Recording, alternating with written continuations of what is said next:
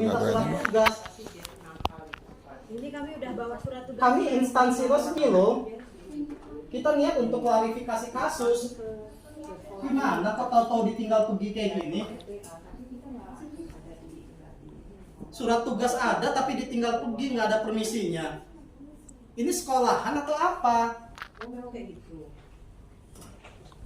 Gimana mau mendidik etika anak kalau stafnya aja tidak beretika?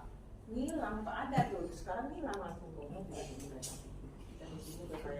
Sekolah labelnya sekolah Islami, gimana mau mendidik anak? Sedangkan stafnya aja tidak beretika, keluar tanpa permisi. Sekolahan mana nih, Pak? Miftahul Jannah. Ya. Memang begini ya kondisinya, astagfirullahaladzim, sangat memiris sekali. Allahu Akbar.